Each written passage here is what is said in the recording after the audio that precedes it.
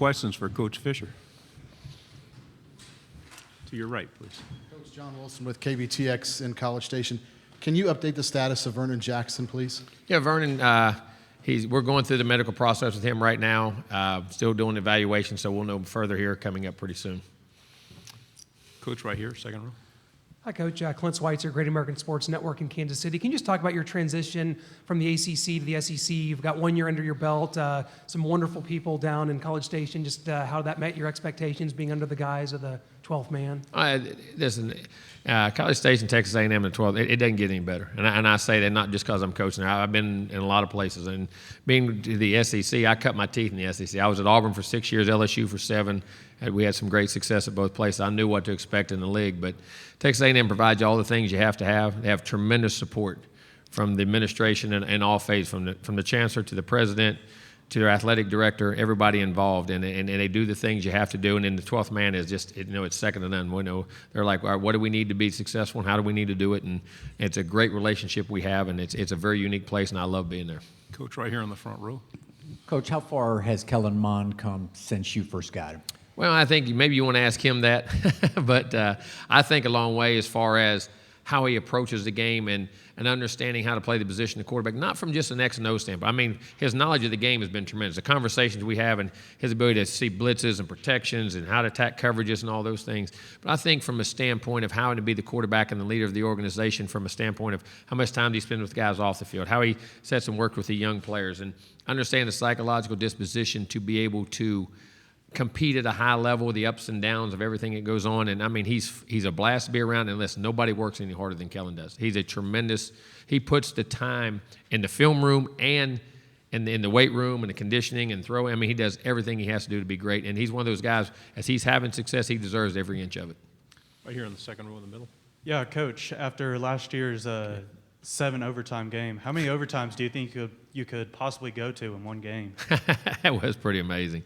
Our guys were fresh. They felt like they'd go 3 or 4 more. We almost did. I'm just glad we come up with a final 1 2-point play that we had to have at the right time. So, but that was to be involved in that game was very iconic, and it's something we'll always remember. It was one of the great games in college football history. Gentleman on the end of the front row, please. Right, you. Just go ahead and ask it. Jimbo, just I'm sure you heard the statistic that Nick is 16-0 against former assistants. Just what's it going to take? I have never heard that. Okay. Kirby had a similar response. But just what is it going to take for a team to kind of knock Alabama off, and in particular Nick? A 60-minute football game. You got to play 60 minutes and play well and play well in the game. I mean, it's not going to be any brain surgery. Believing you can win and go in and play in the game. I mean, they have a tremendous program, but they're a football team too that can have ups and downs. You have to go play a very good football game. That's what it's going to take, because they have good players, they're well coached, and they expect to win. They've built a culture of winning. So and I'm not trying to be smart. I mean, that's literally what it's going to take. You got to go play a very good football game, expect to win, and make the plays when you have the opportunities. To your left, Coach. Hey, Coach, I know this is way down the line, but do you have any idea what it's going to feel like to go into Tiger Stadium as an opposing coach and coach against LSU? Well, I've actually done that, not as a head coach, but as an assistant coach when I was at Auburn. We played some epic battles there too. But it'll be fun. I mean, like I say, that's developing into one heck of a rivalry, and I have great respect for LSU. We had great success there. Both my children were born in Baton Rouge. They were born there, but it's a heck of an environment. I know this. I always liked going in there when they were behind me, and then against me. That's one of the toughest places to play in college football, and it'll be a fun, exciting, tough environment, no doubt. Right here in the camera bank. Go ahead. Coach, you've got a trio of guys from Montgomery: James Foster, Tank Jenkins, and Keyshawn Brown. Talk about the dynamic that they have with each other, and more specifically James, and what you hope he learns from Kellen. Well, they're very close. Those guys are really close, and but all of them are doing well. Keyshawn's doing a really good job in the summer program. I heard Tanks was in our 2-deep, and James is in our 2-deep coming out of spring practice. Those guys are battling, but James is a very dynamic guy, and I think what he has learned so far, he's had great physical skills, but I think what he's learning from Kellen is how to prepare and how to mentally prepare and get yourself in position to play by not just getting in shape, but how to get in that film room and understand how to take advantage and learn from watching him prepare for games is the big thing I've seen, and that's the biggest difference from the first semester to the second semester, watching him do it. James has a tremendous future. Right here in the front row. Jimmy Ott, ESPN Radio Baton Rouge. One was going to talk about the LSU series, but since we touched on that, trying to instill a physical component, rushing the football and stopping the rush was an issue before you got to A&M. Is that where it needs to be right now? Where's that been? I think it always starts. In this league, it's always going to start there. I think that's what separates this. I mean, you have great skill guys in a lot of leagues, and you have them in this league as good as anybody. But the difference of the guys that put their hand in the dirt and the offensive, defensive line in this league it's just different from a top to bottom. And you have to have that physicality in this league if you're going to be able to do it. You want to throw it all day, but you better be able to run it because them guys up front on the other team, everybody's got guys that can rush. And you have to establish that line of scrimmage or I don't think you'll have consistent success in this league. Coach on the second row. Jimbo, how have you seen the comfortability with your players and your system grow over this past year and plus? And can you ever get where you want to get when being You're comfortable? never where you want to be. If good enough's ever good enough, you're in trouble. But I do think from the questions they asked, the thing that excited me most about the off-season program, spring practice, and then going in was how they approached it. I think the first year, which was understandable, they didn't know how we wanted things done. Whether that's the best in the world, I don't know, but that's how we wanted things done. And I think from that, they really embraced at the success they had at the end of the year, going into the offseason, understanding why we have the offseason, why we practice like we practice, why we are so situational and in practice, and understanding the mental game not along with, guys want to grind physically, but do they grind mentally? See, I think understanding how to win, because, listen, I don't care how good of players you get in this league, everybody's got good players. It's going to come down 3, 4, 5 plays in the game that you have to be able to make and expect to make. And I think they're learning to practice that way, expect that way, but then have the expectations of winning, not hoping to win, expecting to win. Coach on the second row right here, please.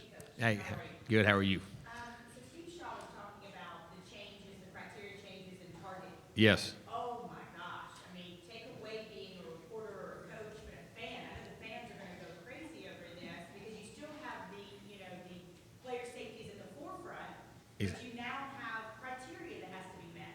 How do you feel about that as a coach? I think it's excellent because I think it at least sets a standard for what it is and it's defined.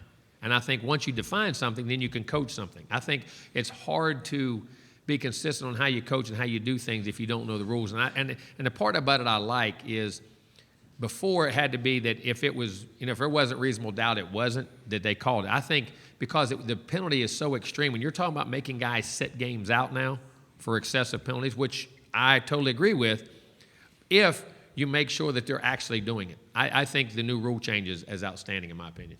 I think Steve does a great job explaining it too.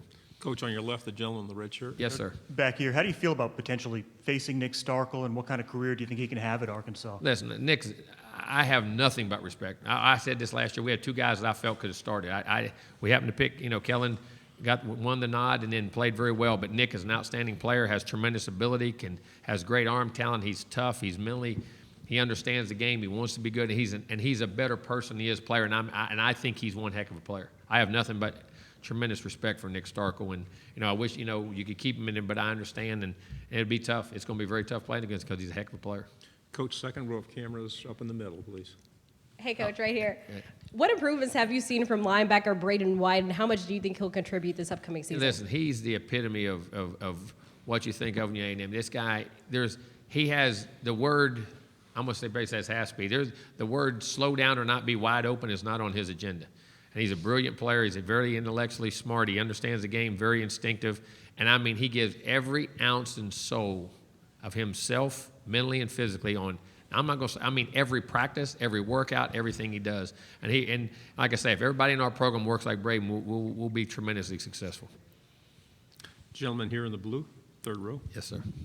Coach, I wanted to ask you about 2 newcomers, Elijah Blades and DeMarvin Leal, and what you've seen from them to this point.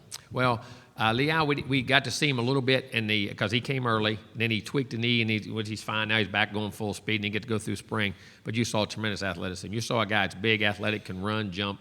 I mean, I think he's going to be outstanding. I'll be shocked if he's not a tremendous player. You don't need to put too many expectations on a kid, but he has all the tools and is a workaholic. I mean, he gets it. He's very smart. Elijah Blades, I mean, saw him briefly in the workouts before we left for break. Can run, athletic, long, great ball skills, tremendous acceleration, can run. And our strength and conditioning guys say in the summer workouts he's been outstanding, been a leader and been a very hard worker. So I think he ought to have a big contribution, and I think DeMarvin will too. Coach, middle, 3 rows back. Hi, Coach. Hello, Simone, CBS 42 in Birmingham. I asked Kirby, and I also asked Jeremy, the biggest thing they took from their time under Coach Saban, something that they still use today. I know it's been a minute for you rather than for them, but what's something that maybe you still use that you learned from him at your time at LSU? I think Nick encompassed the whole program, and when I say from an organizational standpoint, how you organize things, but I thought in the forefront where he was ahead of a little bit of people, and I believe in it too, and I've said this for the last 10 years, I think one of the biggest issues we have in college athletics today is mental health. I truly believe that because I think the guys are facing unbelievable pressures that they've never faced before. And I think the ability to use psychologists, sports psychologists, and things early in our careers that we use a lot of the same people in that regard. And I think he was ahead of himself in that. And I've always believed that and kind of did that. But I think that was one of the things that I think he does a really good job of that I think that we still do and I believe in wholeheartedly because these kids are facing because of this and the social media and expectations and I mean, the world we're in today, it wasn't like when we played. And everything you do is magnified, I'm going to say 1,000-fold. I know that sounds crazy, but I believe that. And I think the ability to let them, how to deal with the pressures of today and have release. Because I think, the thing we talk about with kids, and I think from this standpoint, I'm going off on another little tangent on my own, Bo. We want them all to be perfect. We want this. But where does a kid get to be a kid? Where does a kid get to that release of the pressure of not being under the microscope of everything he does? And he said, well, that's part of it. Well, wait a minute, it is part of it, but that kid still, his mind is still 18 years old or 17 years old or 19 years old. You have to learn to deal with that. And I think learning from the mental health side of that and learning to deal with that, I think was one of the biggest things. And I still use today exclusively. To your left, Coach, among the cameras. Hey, Coach, I guess you've known Scott Woodward about 20 years? I don't like the guy. Yes, a long time, since 2000 when I went to LSU. Yeah, you guys changed the culture in Baton Rouge and then he brought you to yes. Just your reaction of him going to LSU, and does that intensify this rivalry even more? Oh, it doesn't diffuse it, that's for sure. But I'm happy for him. He's going home. But I thought Scott did a tremendous job. I've always had tremendous respect for him as a person first, and he's done a great job. And his role when he was with Chancellor Emmert at the time, and Mark is now the president of the NCAA, when he was with us at LSU and as an athletic director, I think he's done everywhere he's been highly successful. And he has a great vision to see things and do things. And we have a great friendship and a great respect. And I love him, and I wish him success all but 1 week. Right here in the front row. Hey, Coach. Bruce Marshall, Sports Byline USA. Schedule question for you, but a little bit different. You got all these big games we know this year, and there's already that buzz about the Clemson game in week 2. Mm-hmm. But the challenge for you and your staff, the opening game, Texas State, they've got a new staff.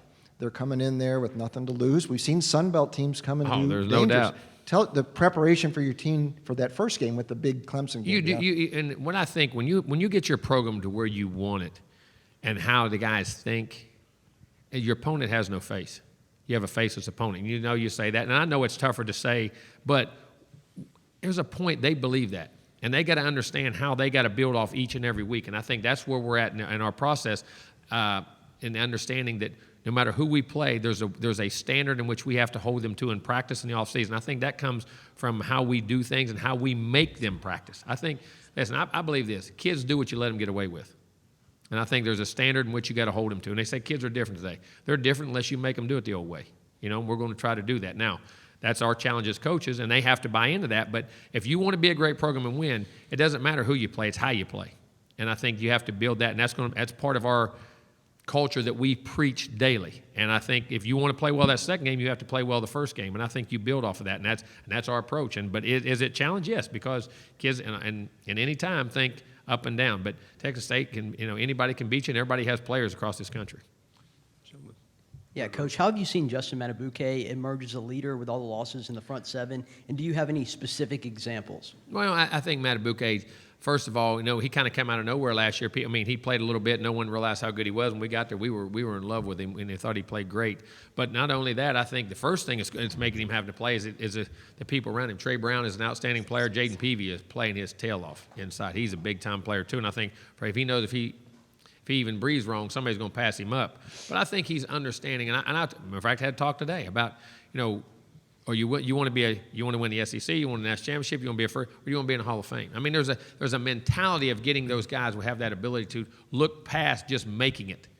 Now, I want to be the best there ever was. And I think that's the thing that got to continue to drive you. And I think that's where he's at. He's learning how to drive and work and learn the off-field things just like he is on the field. When he gets on the field, he plays his tail off and he does now, but learning how to everything he does. And that's our process with him now. Like all those guys that have been there, that everything you do has to have a championship quality to it because it sends a message. It creates a habit of who you are because who we are is what our habits say we are and what we do daily, myself included. We all are.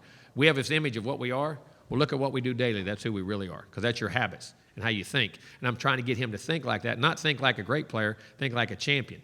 Great players can come and go. You want a championship mentality. There's a very few percentage of people in this world that truly can embrace it and engulf it. Same row, Coach. Third row on the end, please. You have your hand up. Yes, ma'am. So just based on the experiences from last season, what would be the biggest improvement that we've seen from the team this year that you've maybe seen in the offseason?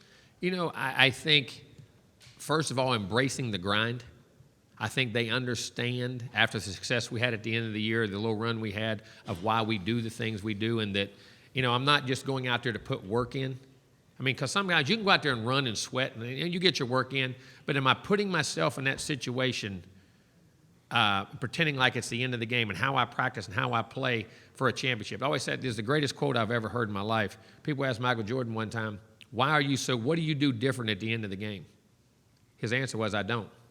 I'm the same as I was in practice. Everybody else changes. I don't change. Because every day I practice was for the NBA championship. And I think trying to get your players to understand that at everything they do, they're putting themselves in that mindset right as you're running, as you're doing the rep, as you're making the throw, as you're making the tackles. I'm doing this right now and the game's on the line. So when that moment comes, I'm expecting to make the play, and I'm in a psychological position to understand that that's what I do, and it reacts, and your body will react that way. And I think I'm trying to grasp that is the biggest challenge, and I think hopefully we can make great strides in. We have more questions than we have time. Our final question right here, the gentleman on the third row. AJ Spear, WVUA-FM, Tuscaloosa. Coach, it seems like the battle for the SEC West in 2019 is going to come down to Alabama, LSU, and A&M. What do you think gives A&M the edge over the other two teams that could lead them to the SEC championship? I don't think the edge is going to come from how you play and your cycle and expecting to win and do it. I don't think there's an edge by anybody. I think the edge is going to find out what you do on Saturday afternoon and how you prepare to play and expect to play and embrace the challenges and things and realize there's going to be good things happen, bad things happen, but being able to persevere through them all. And I think the team that can have the strongest mental disposition is the one that's going to come out on top. Coach, thank you very much for your Thank time. you. Good luck this year.